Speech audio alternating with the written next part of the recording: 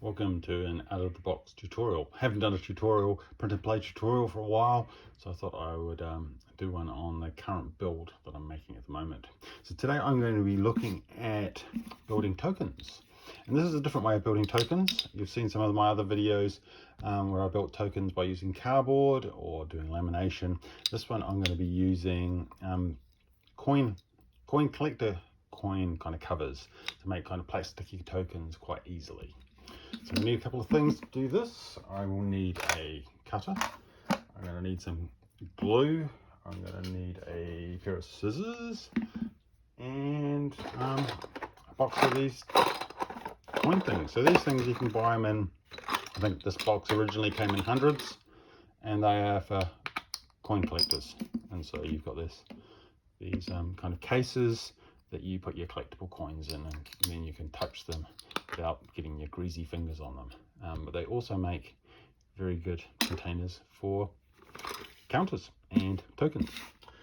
So I'm going to be looking at a game that I'm currently building called Wormwood. Wormwood is a combat player versus player card game, and I picked up some files for that, and it has a need for tokens. So the first thing I've done is I have taken a printout. So you print out your sheet as you normally do when you're doing a print and play, and you'll see that these tokens are quite small, and that's good for the game, but I wanted bigger tokens because I wanted them to fit in the cases that I had. So I took this file and then I enlarged it. So I just enlarged it so that I end up with bigger tokens, but they're better fit to the ones I'm going to start building today. So I think these are 20 millimeters. Yeah, 25 millimeters. So this case had 125 millimeter token cases. So now you've got them the right size. This is where you need your trimmer, and you just cut them up in rows. So you could fold them and line them up, or you could double side them. My printing isn't very good in terms of double siding, so I've decided to do it more manually. So you just cut them up along the edge like so, and you get a nice strip of components. Then you can just put them in half, and if you do that, then you need this other thing. You need a torch, either a torch or a really bright light. I could use the window bright light, but sometimes when I'm doing it, I get a torch, and you use that to see if there's overlap. And so if you look at that, which is probably going to go really bad on the screen, that's not too bad. And you can flip it over and see if it's overlapping as you see through it. And that's not too bad as well. I'm just going to throw it up on my window because I've got a really bright room that I'm working in, just to make sure that both sides are lined up, and they look pretty good.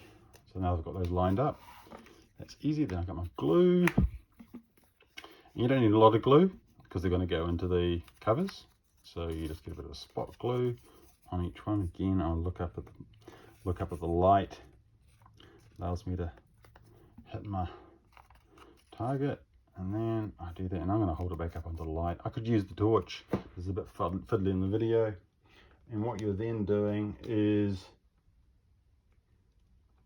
you are just readjusting smoothing it out so that they are equal. So you let it dry a little bit. I've got one kicking around that I did earlier. So here it is, and then it's just cut them out. When you're cutting circles, it's always tricky to get an accurate circle. I like to do everything in straight lines.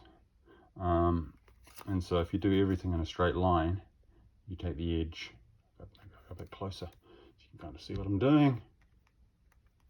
You just do lots of little straight lines. I mean, if you're confident in doing a circle, accurate circle, knock yourself out. I guess if I was talking about why I do this rather than laminating them, If you laminate them, you've got to cut them, and then you laminate them and you've got to cut them again. And you always have to leave a bit of an edge with laminating so that the glue seals. Whereas this way, I'm just using 80 GSM paper, so the standard paper. And I'll just finish this one off. And all things being reasonable, that's not too bad.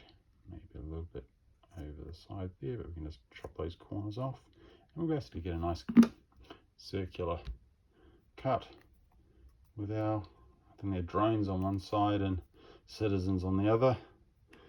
And we just get one of our capsules and then just make a decision of where do you want it in the capsule. I think with most of mine I've put the drone on the top, so I'm going to do the same for this. So I'll get my thing, put it in there and go, oh look, it doesn't fit. And if you look at the actual token, there is a little white line around there. And so then you just think, well, okay, that's a bit too tight. Let's just take, I think I'm going to halve it.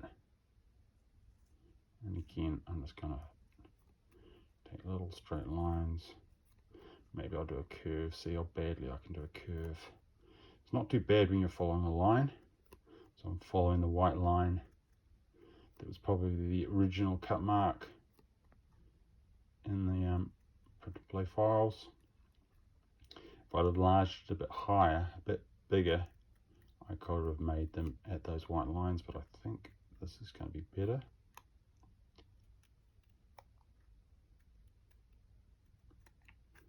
It's a little bit square, so you can see by doing it as a circle, it's not great. I kind of like doing it more with the cuts. And then I was going to put the drone at the top. And even if that doesn't fit in perfectly, you can